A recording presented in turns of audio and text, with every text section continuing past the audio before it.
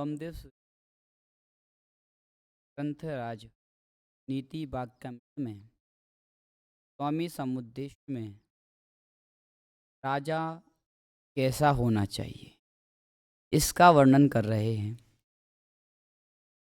पहले बताया था कि राजा को धार्मिक होना चाहिए, फिर बताया कि राजा को कुलाचारी और कुलीन होना चाहिए, और आज बता रहे हैं कि राजा को भाग्यशाली होना चाहिए। और राजा से तात्पर्य देश का राजा, प्रदेश का राजा, घर का राजा, सब राजा लेना है। मतलब जो मुखिया हैं वो सब राजा के समान ही हैं। अगर राजा भाग्यशाली है, पुण्यशाली है, तो उसका राज्य भी आनंद के साथ चलता है।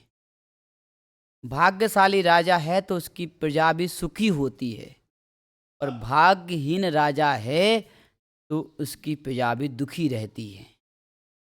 भाग्यशाली राजा के उपस्थित मात्र होने से ही संकट बहुत सारे टल जाते हैं। बहुत सारे लोगों का नाम लो और नाम लेने से संकट टल जाते हैं। हम भगवान का नाम लेते हैं, कोई संकट आया, भगवान का नाम लिया, संकट टल गया। किसकी महिमा है? उस नाम की महिमा है। यानी कि पुण्यात्मा जीव का नाम लेने से ही संकट का निवारण हो जाता है। जब नाम लेने से संकट मिट जाता है तो बस स्वयं ही उपस्थित हो जाता है, तो फिर तो संकट स्वतः मिट जाते हैं। इसलिए भाग्यशाली होना जरूरी है। तो जैसे भरत चक्रवर्ती भाग्यशाली था, 6 खंड का अधिपति, तो उसके बेटे भी बड़े अभिमान में रहते थे कि मेरा पिता कौन है? चक्रवर्ती है। मेरे पिता के पास बहुत संपत्ति है, 6 खंड की संपत्ति मेरे पिता के पास है। 32,000 मुकुटबद्ध राजा मेरे पिता के चरणों में समर्पित हैं, उनकी आज्ञा का पालन करते हैं। अभिमान आता कि नहीं आता? इसके बल पर आ रहा है, पिताजी के बल पर कि पिताजी के भाग्य के बल पर? पिताजी के भाग्य के बल पर बेटे को अभिमान आ रहा है। अगर पिताजी पूर्व में मुनि ना होते, मुनिचर्या का निर्दोष पालन ना करते, तो आज पिताजी भी चक्रवर्ती नहीं बन पाते। तो बेटों को पिताजी के भाग्य का अभिमान होता है। किसका अभिमान होता है? भाग्य का अभिमान होता है। ऐसे ही पिताओं को अपने बेटे का भाग्य का अभिमान होता है। शांतिनाथ भगवान के जो पिताजी थे, उन्हें अभिमान होता था कि मेरे पास जो संतान है, मैंने जिस संतान को जन्म दिया है वो कामदेव है। मैंने जिस संतान को जन्म दिया है वो तीर्थंकर है, और मैंने जिस संतान को जन्म दिया है वो चक्रवर्ती है। अरहनाथ भगवान, कुंतुनाथ भगवान, इनके माता पिता अपने आप को भाग्यशाली समझते थे। संतान के भाग्य से भी पिता भाग्यशाली अपने आप को समझता है। इसलिए पुण्यात्मा जीव जिस घर में जन्म ले लेता है, वहां की दरिद्रता का नाश हो जाता है। पुण्यात्मा जीव जिस घर में जन्म ले लेता है, जहां 10 चूल्हे थे, पुण्यात्मा जीव के जन्म लेते ही 10 चूल्हे से 1 चूल्हा हो जाता है। पुण्य क्षीण लोग भेद कर देते हैं और पुण्यात्मा जीव अभेद कर देते हैं। पुण्य क्षीण लोग अधर्म फैला देते हैं और पुण्यात्मा जीव धर्म फैला देते हैं। अगर घर में झगड़ा हो रहा है, बहू आई, घर में झगड़ा होना शुरू हो गया, तो राजू भैया क्या बोलते हो? भाग्य फूट गया हमारा। क्या बोलते? भाग्य फूट गया हमारा। ऐसी बहू मुझे मिली है जिसने हमारे घर की सुख शांति को नाश कर दिया। ऐसी प्रजा भी रोती है कि हमने किसको राजा बना दिया, किस भाग्यहीन को राजा बना दिया कि हमारा राज्य दरिद्रता को प्राप्त हो रहा। अगर राजा भाग्यशाली है तो बहुत बड़ी विपत्तियां भी सस्ते में निपट जाती। एक होता है गद्दी का भाग कि गद्दी पर बैठ गए, और दूसरा भाग होता है गद्दी को चलाने का। गद्दी को चलाने का, जैसे प्रज्वल है, प्रज्वल की शादी हो गई तो भाग में पत्नी थी, लेकिन पत्नी को संभालने का भाग्य नहीं था। पत्नी को संभालने का भाग्य मतलब पत्नी की जो इच्छाएं हैं उन इच्छाओं की पूर्ति के लिए उसके पास धन ही नहीं था, पैसा ही नहीं था, तो पत्नी छोड़ के भाग जाएगी। भाग्य था लेकिन भाग्य नहीं था। संपत्ति मिलने का तो भाग्य है, लेकिन संपत्ति के भोगने का भाग्य नहीं है। कितने लोग हैं जिनके पास अपार संपत्ति है, अपार संपत्ति है, वे हमेशा 56 भोग का सेवन करेंगे, लेकिन शरीर का भाग्य नहीं है। डॉक्टर ने कह दिया भैया मूंग की दाल का पानी पियो और जो रोटी है उसके ऊपर की जो परत है उसको खाओ, आपको घी की कोई सामग्री नहीं खानी, शक्कर नहीं खानी। संपत्ति होने पर भी भोग नहीं है। बहुत लोग हैं संपत्ति होने पर ही भोग नहीं है, संपत्ति होने पर ही भोग नहीं है, संतान होने पर भी संतान का सुख नहीं है। गोविंद, संतान तो है लेकिन संतान का सुख नहीं है। संतान का सुख क्या है? पिता की आज्ञा में रहना ही संतान का सुख है। अब पिता बेटे को कहता है बेटा ऐसा करो, और बेटा उल्टा बोलता है, उल्टा चलता है। बेटा विष्णु की ओर चला गया है। तो कहने को तो है कि हमारे पास संतान है, लेकिन संतान का सुख आपके पास नहीं। राजा का सुख क्या है? प्रजा राजा की आज्ञा को माने, ये राजा का सुख है। गुरु का सुख क्या है? शिष्य उसकी आज्ञा का पालन करें, ये गुरु का सुख है। वरना शिष्य ऐसे मिल गए, गुरु बोले बैठो तो शिष्य खड़े हो जाते हैं, गुरु बोले ठहरो तो शिष्य भाग जाते हैं। अब ऐसे शिष्य किसी को मिल जाएं, ऐसी संतान किसी को मिल जाए और ऐसी प्रजा राजा को मिल जाए तो क्या होगा? वो क्या बोलेगा? भाग्य मेरा फूटा है। हम तो समझ रहे थे मुझे सुख मिलेगा, सुख मिलेगा।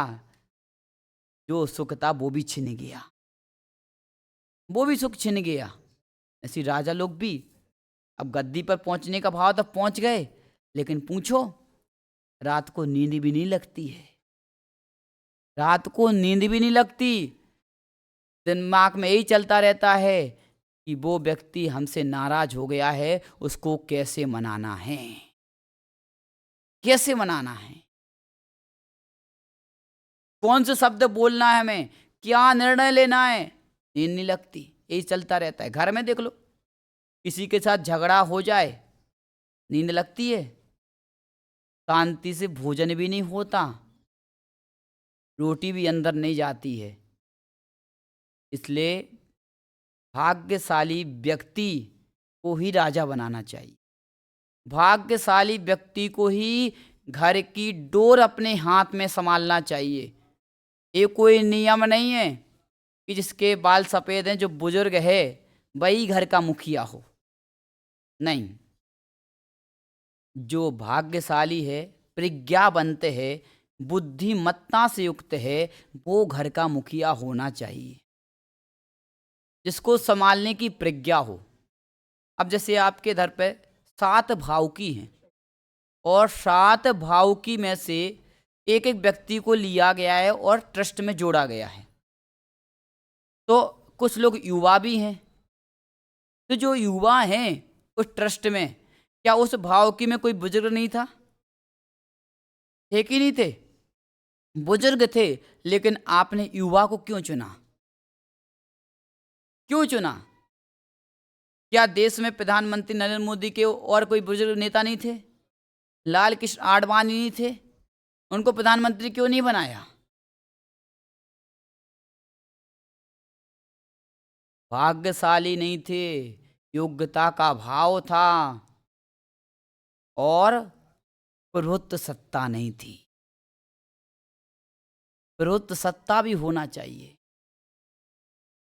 ये बच्चा अपने आप को कमजोर ना समझे। अगर इस बच्चे के अंदर ताकत है तो पूरे घर को ही चला सकता है।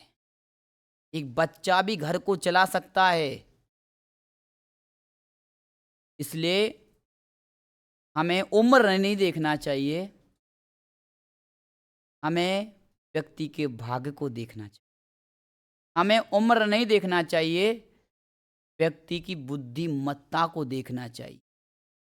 हमें उम्र नहीं देखना चाहिए, व्यक्ति की प्रवृत्त सत्ता को देखना चाहिए। जो अपना अस्तित्व बना सकता है उसको देखना चाहिए। रणिक का विवाह चेल्ला के साथ किसने कराया? बेटे ने बाप का विवाह कराया है।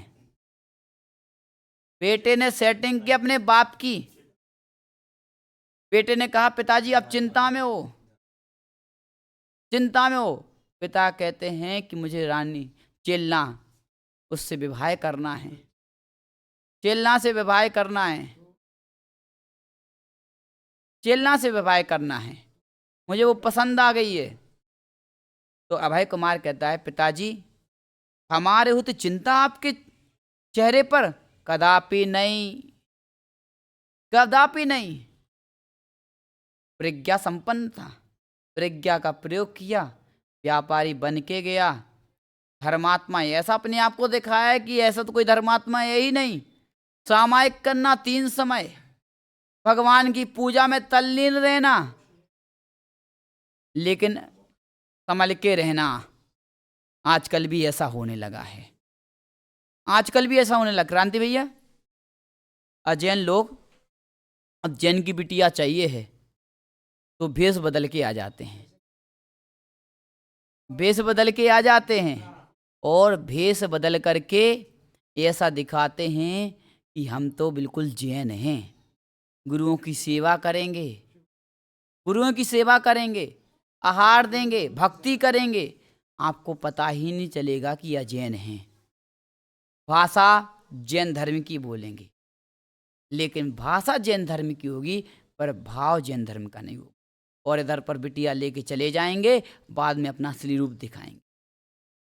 इसलिए चेहरे देखो मत, क्योंकि हर व्यक्ति नौटंकी कर सकता है, नौटंकी कर सकता है। गोविंद, एक संप्रदाय की तो विशेषता ही है, वो दुनिया में ऐसा कोई काम नहीं वो संप्रदाय ना कर सके।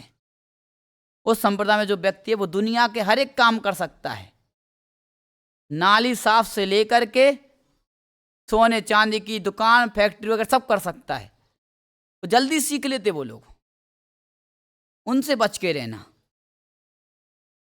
और उनके यहाँ तो चाहे तुम कितने बच्चे पैदा करो कोई दिक्कत नहीं, मर जाए उन्हें कोई दिक्कत नहीं, बस बच्चे जितने पैदा कर सको उतने करो, उतने करो, करते जाओ, करो। और फिर उनके क्या सिस्टम बन गया है कि अगर आप जैन समाज की लड़की लाते हो तो इतने रुपए मिलेंगे, हिंदू समाज की लड़की लाते हो इतने रुपए आपको मिलेंगे, सिख समाज की लाते हो इतने मिलेंगे, ईसाइयों की लाते हो इतने मिलेंगे। पैसा मिलता है उनके यहाँ।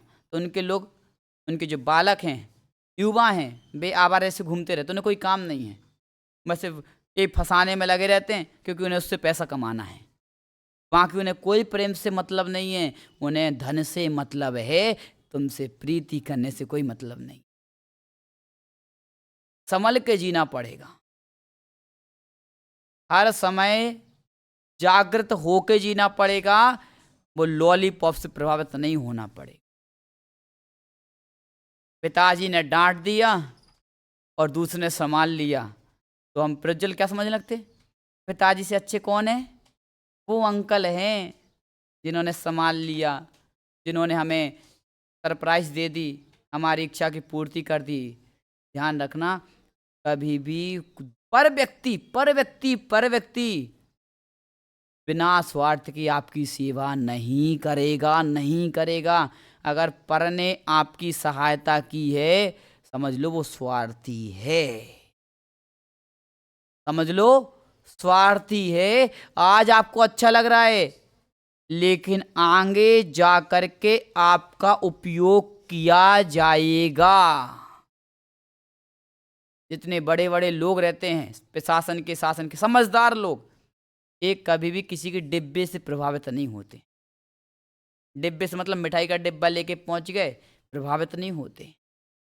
अगर उनसे प्रभावित हो गए तो ये अपने पद की गरिमा, महिमा और सत्य निष्ठा का पालन नहीं कर पाएंगे।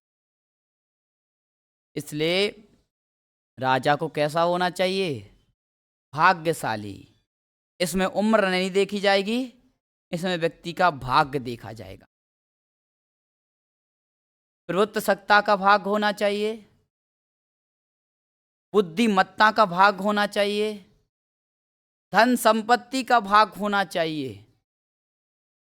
जैसे कि जिन पितामह को विराजमान करने से नाग कुमार जो देवी देवता हैं उनका असर नहीं होता, ऐसी भाग्यशाली व्यक्ति खड़ा जहाँ हो जाए, वहाँ पर भिन्न भिन्नता थी, वे सब एक हो जाएं, समझ लो भाग्यशाली जीव है। वो भाग्यशाली जीव है। और जिसके खड़े होने पर एक रहने वाले लोग, एक आंगन में रहने वाले लोग आंगन के हिस्से कर दें, बीच में दीवार खड़ी कर लें, समझ लो भाग्यहीन हमारे पास आ गया है। इसलिए भाग्यशाली को ही नेता हमें बनाना चाहिए, भाग्यशाली को घर का मुखिया बनाना चाहिए, तब हमारा घर, देश, राष्ट्र अच्छे से चल सकता है। शेष आगे विचार करें। परम पूज्य आचार्य विशुद्ध सागर महाराज।